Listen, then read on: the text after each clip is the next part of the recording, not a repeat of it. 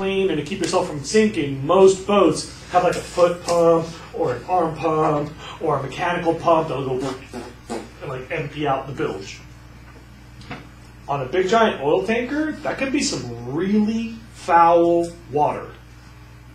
So here's the shocking number for number 9. Bilge and ballast pollution is the majority of petroleum in the ocean. More than oil spills, plus atmospheric deposition, plus accidents, plus natural seepage. The majority of petroleum in the ocean comes from the bilge and ballast of tankers. Is there like a percentage? I believe it's basically 50% of ocean petroleum is those two things. You know, this is solvable, so I don't know if I'm being alarmist, but it is a big problem from the industry. Number 10. I have vocab for you. You put this on your list, now we'll define it.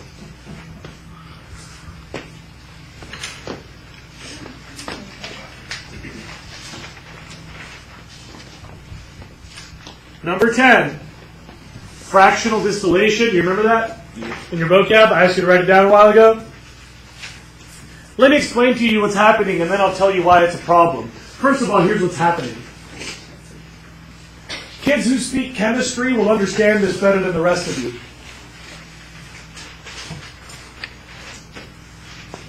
Crude petroleum is a blend of petroleum products. That's what crude means. It is unrefined. It's a mixture. And refining petroleum, have you all heard of refineries? Refining petroleum is to separate crude into all the different stuff. This is the part where you'll need to look up. You don't have to copy this, but you need to understand the concept. So don't bother the copying, but do understand. Different lengths of carbon are used for different things. So, C1 to C4, you learned yesterday, are gases. C5 to C9, that's what we make plastics and chemicals out of.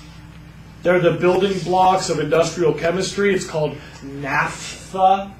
I don't even have to write that down, but know that that's another thing that's in petroleum. C5 to C10, that's gasoline. C10 to C16, that's jet fuel and heating oil and kerosene. C14 to C20 is diesel for like trucks and trains. C20 to C50 is lubricating oils like 3-in-1 and car oil and stuff. C20 to C70, that's the oil they burn in those big old tanker ships out of the ocean and also in factories. C70 and up, all the way up to C200 or so, that's like tar and asphalt and roofing tar. Yeah. Does it get more expensive as it goes down, like the longer the carbon? No, it just gets more expensive based on demand and supply. So technically, you can get like 100 gallons of this for like 7 or 8 gallons of that. There's like tons of this. You can probably get 1,000 gallons of that for the price of 5 of these gallons. Because of the supply and the demand, you know, like we don't need that many plastics anymore. All right, so. Oh wait, but is there a reason why like big huge things like a tanker can't just run off the same gasoline that your car can? I don't know how to answer that question. Okay, it's probably some like industrial thing. Tankers run on gasoline? It may just be that we've made those motors run on that fuel because that fuel is relatively no demand elsewhere. So now look at me. Each of these different carbon lengths has a different boiling point. People who speak chemistry understand the concept that not everything boils at the same temperature. You can boil ammonia at like 65 degrees. You boil water at like 100 degrees. So watch this. If you have a big bottle of crude petroleum, you heat it up a little bit and all the gases come out, and then you can make those into liquid somewhere else. Then you crank up the heat a little bit, and the naphtha will evaporate, and you distill that into liquid over here. Then you crank up the heat a little bit, and all the gasoline starts to evaporate, and you distill that into a separate bottle. Then you crank up the heat, and other stuff will boil out as a steam, goes into a liquid, and every time you crank up the heat, you get another batch of steam that you can cool back to liquid, and that's called fractional, because they're fractions, distillation, because you go to vapor and back to liquid. This is how we refine petroleum. Does that work? Are you making faces because of me? What? Speak, I'll help you. What is it? What is like the definition? Separating carbon lengths by different evaporation points, or splitting crude into different products. Because you will distill, evaporate, and condense at different temperatures, fractionally. Yeah? Is there any liquid that can't boil? Probably. Yeah, I mean that tar, I don't think I boil the tar. It's just what's left at the bottom. What?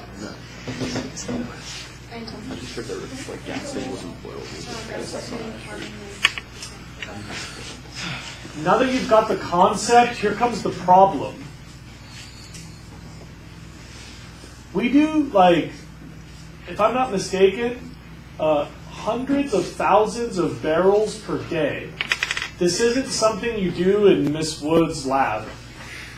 This isn't like chemistry lab with like glass and clean plumbing and lab coats. This is something we do in like giant towers with like huge pipelines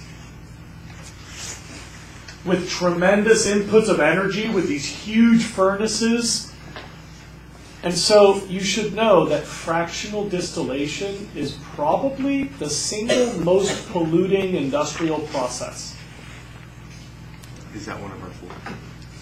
Yeah, number 10, fractional distillation, is possibly the dirtiest job. It is the most polluting industrial process. And we're kind of splitting hairs, but at that scale it definitely is. Yeah. Is there any way to get around that, like any other process that just might be a little more expensive or anything? Yeah, I think you could probably regulate some of those problems away. So if we don't mind paying more, we can kind of tidy things up, tighten up ship a little bit. But you got to realize that there is some inherent chaos in the system. We're dealing with obscene volumes of gasifying and liquefying hydrocarbons. I don't know if you all heard Cedar's question, but he says, isn't there a way to fix that up? And I said, well, maybe. But remember what we're doing here. We're taking, like, petroleum and boiling it and then plumbing the steam and then cooking it down again. Like, these are some, like, really intense industrial processes.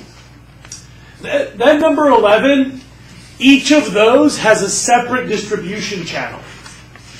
All the plastics go to all the factories.